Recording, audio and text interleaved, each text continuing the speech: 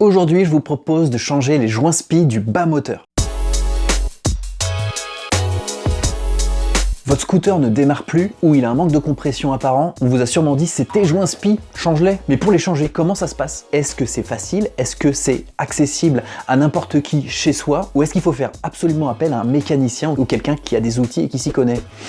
À votre avis, si je suis là, si je fais une vidéo, c'est sûrement qu'on va pouvoir le faire ensemble, non? Je vous propose dans cette vidéo de participer à un petit jeu, comme d'habitude, je sais que vous aimez ça. On se retrouve à la fin de cette vidéo, dans la conclusion, pour expliquer tout ça. Donc dans cette vidéo, dans un premier temps, on va rappeler ce que c'est un joint SPI, qu'est-ce que c'est exactement, de quoi il est constitué, à quoi il sert. Dans un second temps, on va présenter ce qu'on va changer dans cette vidéo, où est-ce qu'ils se situent exactement et quelle est leur utilité. Et comment on s'aperçoit qu'ils sont défectueux. Dans un troisième temps, on va faire un point pratique avant d'aborder le démontage, parce que c'est une opération délicate, c'est pas à la portée de tout le monde, il faut quand même faire attention, ça paraît anodin, c'est des petites pièces en plastique qu'on vient glisser sur l'axe moteur, mais attention, c'est pas aussi simple, il va falloir prendre des précautions. Donc avant d'y aller tête baissée, on va regarder ensemble les choses à éviter et les bonnes pratiques. Et en quatrième partie, on va relever nos manches, on va prendre une grande respiration et on va s'attaquer au changement de nos joints SPI. On va le faire en deux parties. Tout d'abord, le joint SPI côté allumage, le plus simple. Et dans une seconde partie, on va voir le remplacement du joint SPI côté variateur. Là, il est un peu plus compliqué à enlever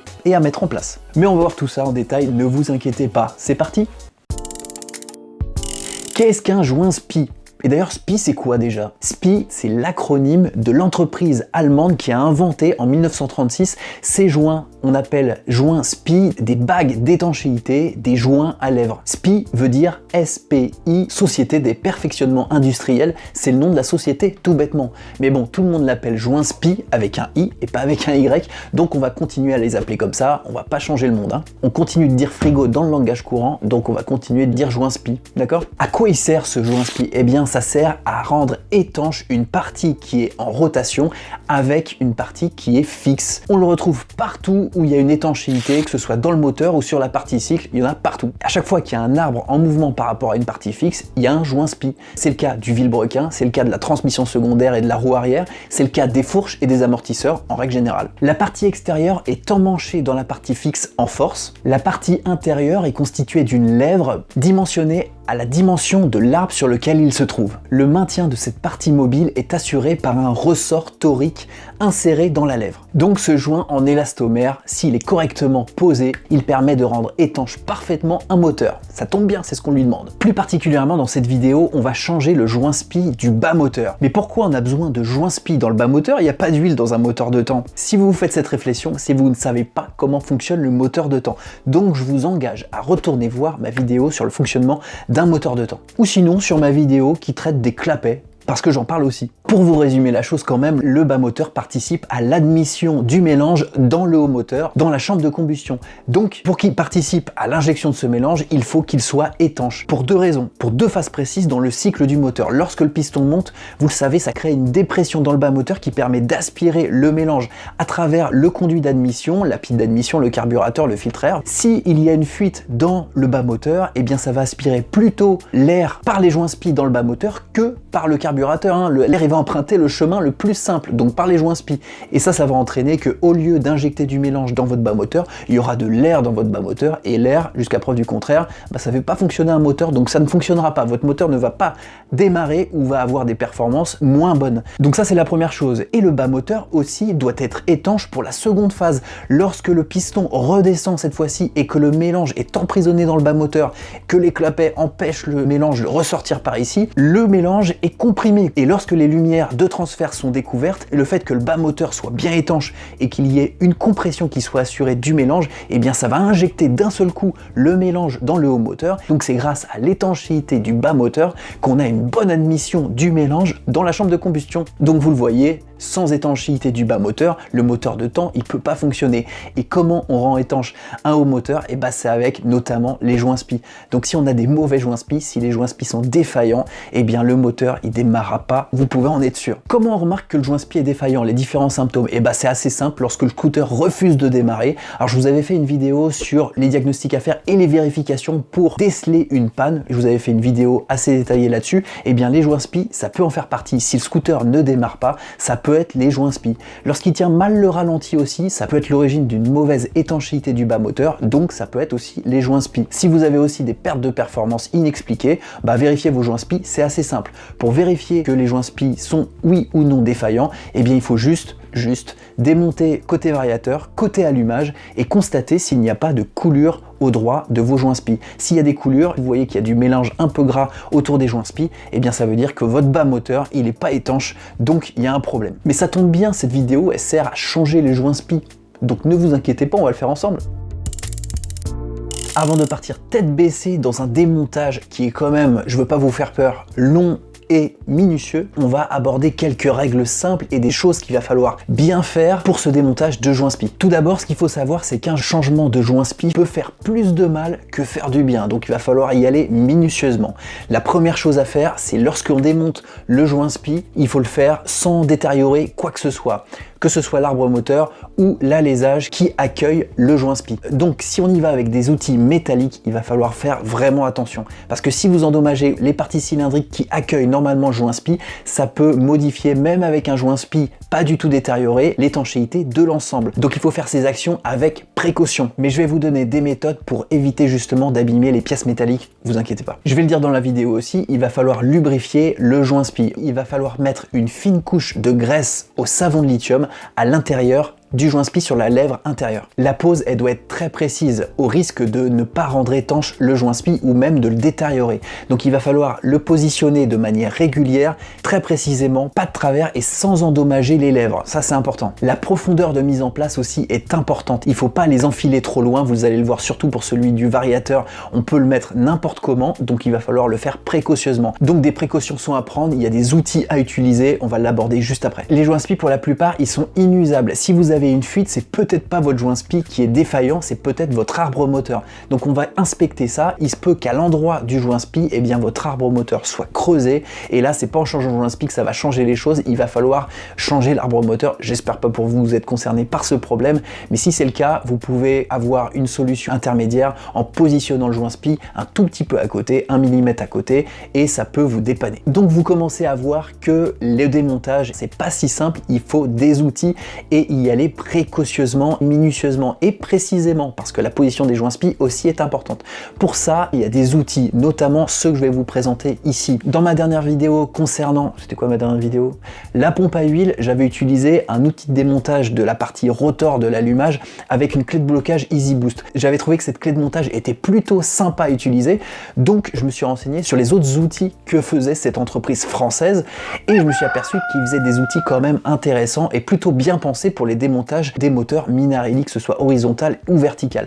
Donc dans cette vidéo, pour vous présenter une autre façon de démonter le rotor, le variateur, enfin tous les éléments qu'on va démonter dans cette vidéo, je vais vous présenter différents outils de cette société française qui fabrique des outils de démontage. De toute façon, ça vous donnera d'autres méthodes pour démonter le variateur, l'allumage, le rotor, etc. C'est pas plus mal. Il y a quand même une pièce que cette société fabrique qui est très intéressante, c'est la pièce noire qui est juste à côté de moi. Elle sert à enfiler les joints spi de manière très précise. Ça vous permet de mettre en place le joint spi côté variateur dans la profondeur définie par le constructeur, donc vous vous posez pas de questions et en plus le joint spi il est pas de travers, il est bien positionné. C'est quand même un outil important, moi je vous conseille de le prendre. Et notamment à la fin de la vidéo, c'est cet outil que je vais vous faire gagner. Donc sans plus tarder, on va procéder au premier changement de joint spi, celui le plus simple, côté allumage.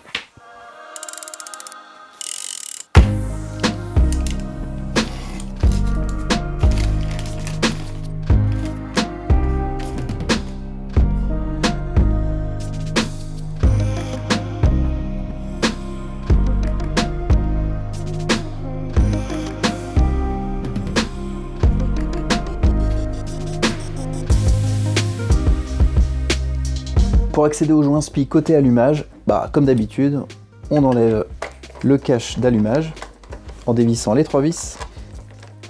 Pour accéder à la 3e vis, on dévisse la vis du cache de soubassement. On tord le soubassement, on accède du coup à la 3e vis facilement. On enlève le cache volute de refroidissement. La volute de refroidissement, eh bien on la démonte avec une clé Allen de 5.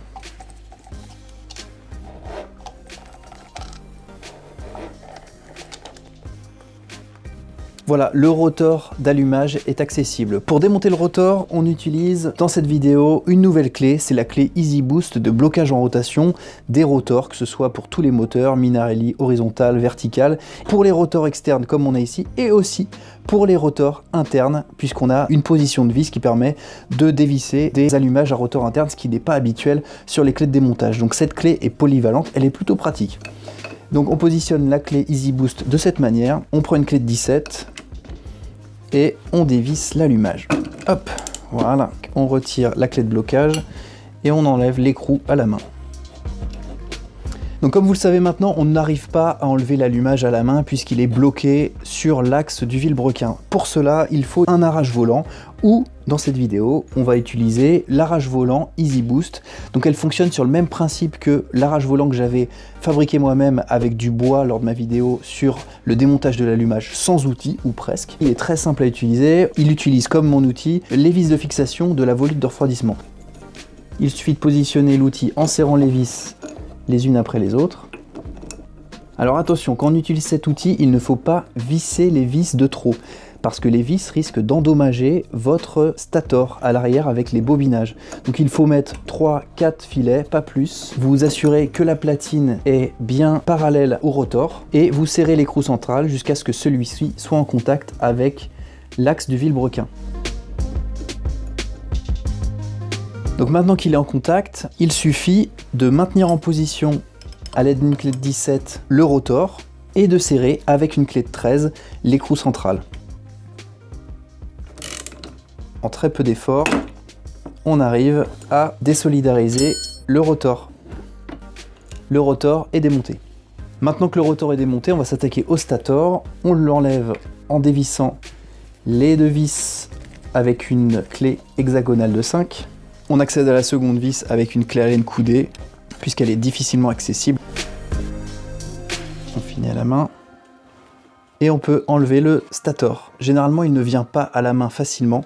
Donc ce qu'on peut faire, c'est prendre un petit tournevis, l'enfiler entre la pompe à huile et notre stator et faire un petit peu levier, doucement.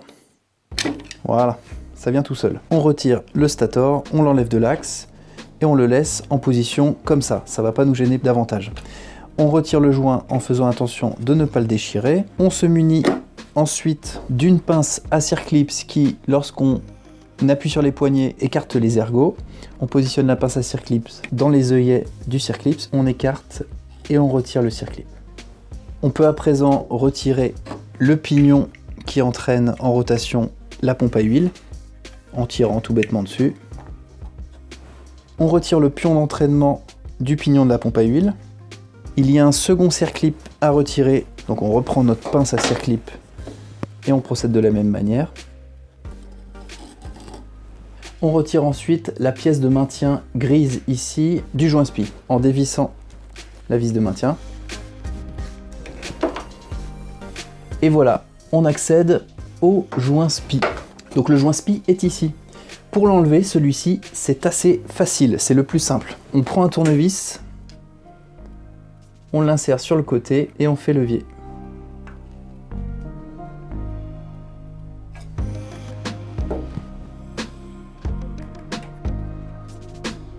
Le joint SPI est enlevé.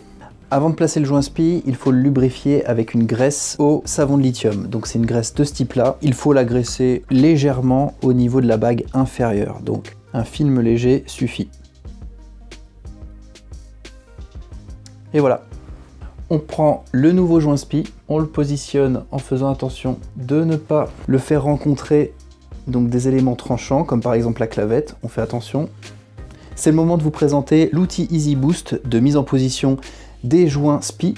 Alors c'est un cylindre tout bêtement avec deux côtés. Le premier ici qui sert au joint SPI côté allumage et ce côté avec un épaulement qui sert à la mise en place du joint SPI côté variateur. Donc de ce côté, on va utiliser le côté plat pour pousser le joint SPI de manière uniforme à son emplacement. De cette manière, on le pousse de manière uniforme sans le tordre.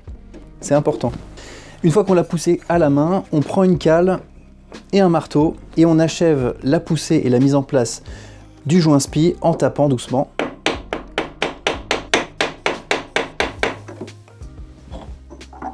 On vérifie que le joint SPI est bien plaqué contre le carter.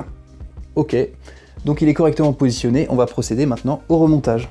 Le remontage s'effectue dans l'ordre inverse, à savoir la mise en place dans un premier temps de la platine de maintien du joint SPI. On s'assure que la pièce de maintien du joint SPI ne touche pas à l'arbre moteur. On remet en place le circlip de fond. On s'assure qu'il est bien mis en position en le faisant tourner à la main, c'est bon. On remet en place le pion d'entraînement du pignon de la pompe à huile, puis le pignon de la pompe à huile. On peut, au passage du démontage, effectuer un graissage du pignon de la pompe à huile et de la roue d'entraînement de celle-ci. On met en place le second circlip. Toujours pareil, on le fait bouger à la main, il est bien positionné. On remet le joint papier. S'il est détérioré, on le change, ou s'il est déchiré. Et on remet en place le stator. On fixe le stator en remettant en place les vis de maintien. On ne va pas tout de suite la serrer, on attend de mettre la seconde, on met la seconde à la main. Et on la visse avec une clé Allen coudée, vu l'accessibilité. Voilà, celle-là on peut la serrer. Et on visse la seconde vis à fond. À présent, on peut remettre le rotor en faisant aligner l'empreinte de la clavette avec la clavette. On replace la rondelle. On met en place l'écrou. Avec la clé de blocage Easy Boost, on bloque le rotor. Et avec une clé de 17, on revisse l'écrou. On remet ensuite la volute de refroidissement.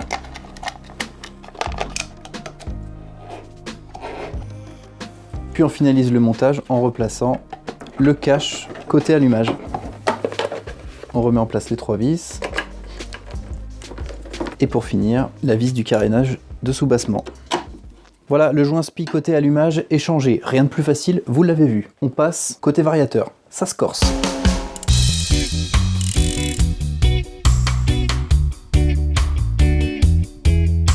On débute à présent le second changement de joint SPI côté variateur. Alors c'est pas le changement le plus difficile pour y accéder, contrairement à l'allumage. Par contre, le moment le plus compliqué, c'est l'enlèvement du joint SPI existant. Donc il faut accéder au joint SPI, donc on va procéder dans un premier temps au démontage. Si vous avez l'habitude de changer vos galets, vous n'êtes pas étonné. On commence par le démontage du carter de transmission. On finit par la vis centrale. Et on enlève le carter de transmission.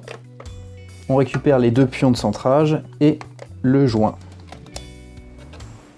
Pour démonter le variateur, il y a plusieurs techniques. Au fur et à mesure des vidéos qu'on a déjà réalisées, on a vu toutes ces techniques et les différentes que vous pouviez utiliser. Aujourd'hui, je vais utiliser la clé de maintien Easy Boost, qui est plutôt similaire à ma pièce de maintien que j'ai fait sur imprimante 3D, puisqu'elle se sert des vis de fixation du carter pour maintenir en position le variateur, mais au lieu de se fixer sur les ailettes, comme moi je fais avec ma clé de maintien, il se fixe sur le rocher du kick.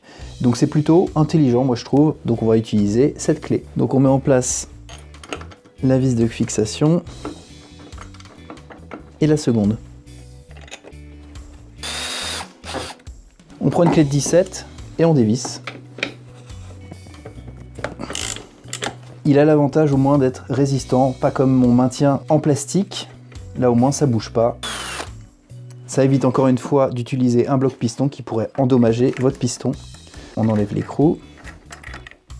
On enlève la rondelle conique, le rocher. On enlève la joue fixe, la rondelle étoile, la petite rondelle, de calage, la courroie, on va la mettre de côté. Hop. On enlève le variateur. Hop. On enlève la roue libre du démarreur en faisant des petits allers-retours. Hop, gauche-droite pour l'enlever. On fait bien attention à ne pas perdre les petits rouleaux qui sont à l'intérieur de la roue libre avec des ressorts. On fait bien attention de ne pas les perdre. On installe la roue libre tranquillement quelque part. On va enlever les pignons d'entraînement du démarreur à l'aide d'une clé Allen. On peut enlever le petit pignon du démarreur et ces deux rondelles, devant et derrière. On enlève la couronne d'entraînement du démarreur, la cage à aiguille en plastique. On enlève la grosse rondelle et on enlève l'entretoise. Voilà, le joint SPI est ici. Voilà, ça c'est le nouveau et on voit bien l'ancien. Donc pour l'enlever, on voit très bien que ça va être un peu plus compliqué que le premier joint SPI. Ce qu'il est important de se dire, c'est que le joint SPI, de toute façon, on va pas le sauver. Par contre, ce qu'on va devoir ne pas abîmer, c'est l'alésage et l'arbre. Il ne faut absolument pas abîmer ces deux éléments. Donc ce qu'il va falloir faire, c'est utiliser le joint SPI lui-même pour le sortir. La méthode qu'on va employer ici, c'est d'utiliser des vis à placo. Les vis à placo, donc elles ont la particularité d'être très pointues et d'être autoforantes. C'est-à-dire qu'elles vont se frayer un chemin dans le joint SPI et ainsi l'accrocher. On va se servir de ces vis pour après le tirer en arrière. Pour le tirer en arrière, soit on utilise les vis et pourquoi pas une tenaille. Et puis après on vient tirer en arrière le joint SPI. Ce qu'on va faire ici, pour éviter d'utiliser un élément métallique proche de l'arbre moteur, c'est qu'on va utiliser des colliers en plastique et on va faire des espèces de poignées pour les tirer en arrière. Ça vous dit? Allez, on essaye comme ça?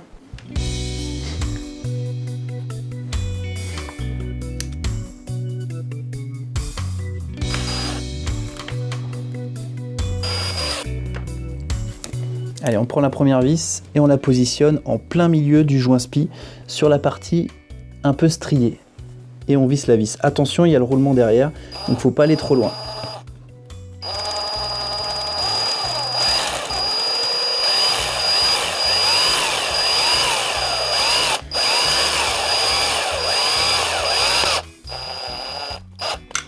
On forme notre petite poignée avec le collier. Et on fait la même chose diamétralement opposée.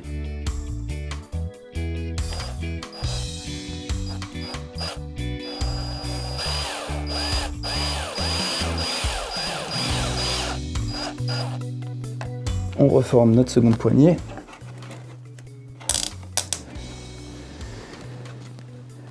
Et on tire le joint SPI.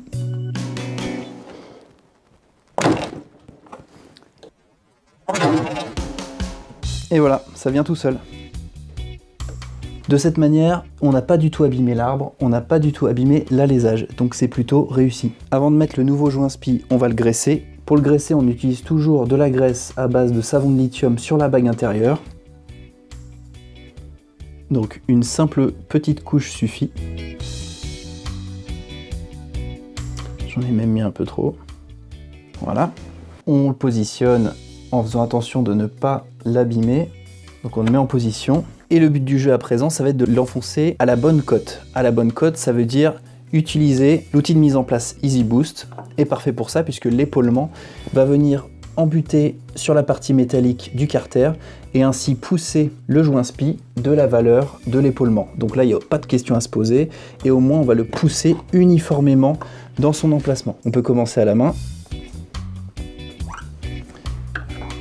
Puis de la même manière, utiliser une cale et un marteau pour pousser le joint SPI en position.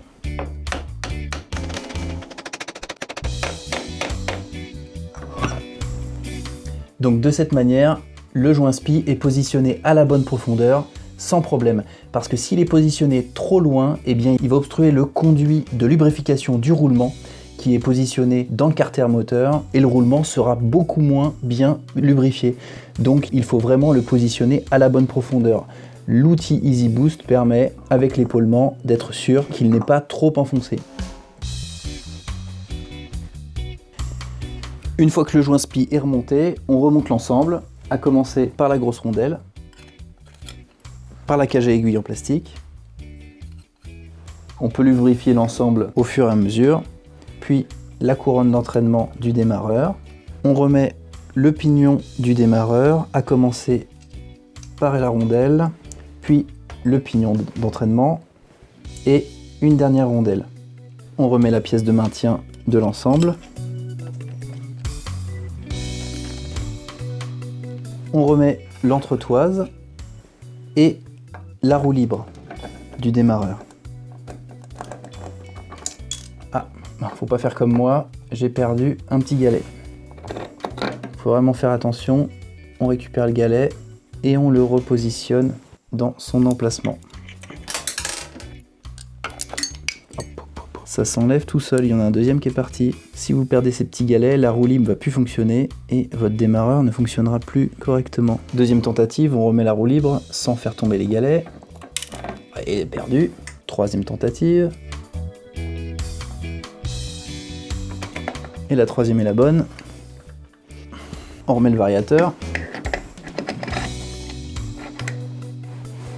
On positionne la courroie. S'il faut, on la détend avec le correcteur de couple. On remet la petite rondelle de calage, la joue fixe et sa rondelle étoilée, la pièce d'entraînement du kick et la rondelle conique et l'écrou final. Alors avant de serrer l'écrou, on s'assure que l'ensemble est bien positionné dans les cannelures. Parce qu'en serrant un écrou avec des éléments mal positionnés, on peut abîmer les cannelures. J'ai eu un commentaire dans ce sens-là, la personne était embêtée parce que il n'arrivait plus à fixer son écrou. On peut serrer, on peut remettre en place l'outil de maintien Easy Boost.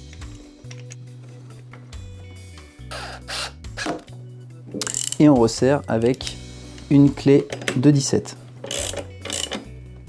On enlève le système de blocage. On remet en place le carter de transmission avec son joint papier et les pions de centrage. Et on replace les vis, à commencer par la vis centrale.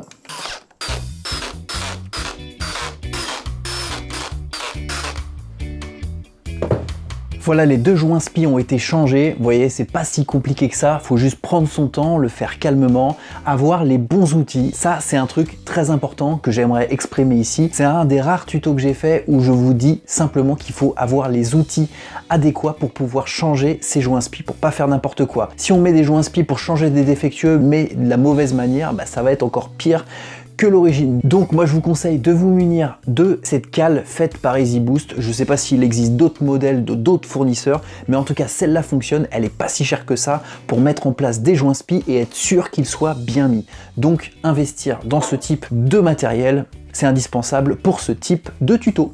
Moi je trouve que c'est presque une œuvre d'art, ce petit joint SPI enlevé, vous trouvez pas ? En tout cas, cette méthode, elle permet de ne pas toucher à l'arbre moteur, à l'alésage du carter moteur. Au moins, on est sûr qu'on n'abîme rien. On abîme le joint SPI qu'on doit enlever, mais on s'en moque royalement.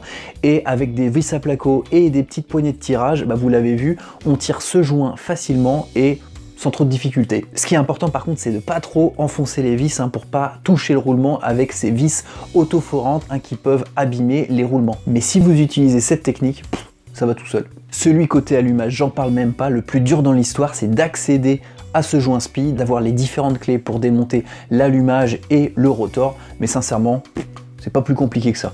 Bon, maintenant que ma mission est accomplie, je vais me coucher. Voilà, on a changé nos joints SPI, ils sont tout neufs et au moins ils sont étanches. Bah, c'est un peu leur but. J'espère que vous avez apprécié cette vidéo et qu'elle a été claire. Si vous avez apprécié et si ça vous a dépanné, vous pouvez me laisser encore une fois un pouce bleu. Moi j'apprécie énormément de voir les petits pouces bleus qui grimpent au fur et à mesure des jours sur les vidéos. Donc n'hésitez pas à appuyer sur le petit pouce et si vous n'êtes pas encore abonné et que vous avez apprécié cette vidéo, bah, je vous en prie, ne vous privez pas, vous appuyez sur la petite cloche en plus pour être averti de mes nouvelles vidéos et comme ça tout le monde est content. Les joints SPI, c'est une opération délicate, donc j'espère que vous avez compris les différentes étapes et surtout les différents outils qu'il fallait utiliser pour ne pas faire n'importe quoi, parce que changer un joint SPI défectueux, c'est bien, mais si c'est pour le remplacer par un joint SPI mal positionné, ça peut être encore pire. Donc attention, faites-le progressivement, minutieusement et surtout avec les bons outils.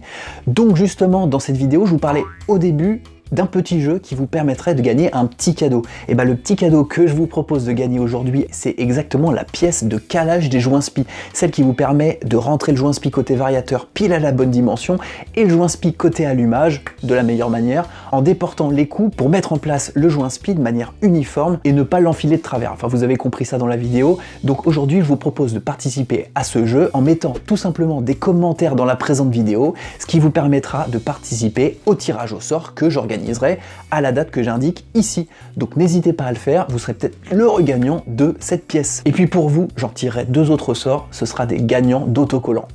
Ça vous va? J'ai utilisé dans cette vidéo plein d'outils Easy Boost. Si vous avez apprécié et si vous les trouvez pratiques, comme moi en tout cas, n'hésitez pas, j'ai mis tous les liens pour acheter ces outils dans la boutique de Scootfast qui est mon partenaire. Et en plus, comme vous le savez, j'ai 5% de réduction en appliquant le petit code promo qu'il y a ici. Donc ne vous privez pas, c'est comme ça, c'est pour vous. Les vidéos des prochaines semaines, je suis désolé, mais ça va pas être des tests. Comme vous le savez, l'Île-de-France, la région dans laquelle je me trouve, est confinée 7 jours sur 7 pendant 4 semaines. Donc on va faire des démontages. On va en profiter pour faire des tutos théoriques de démontage. On fera des tests juste après, quand le gouvernement nous permettra de faire des petits tours de scooter. Sur ce, je vous dis à très bientôt pour une nouvelle vidéo. Ciao!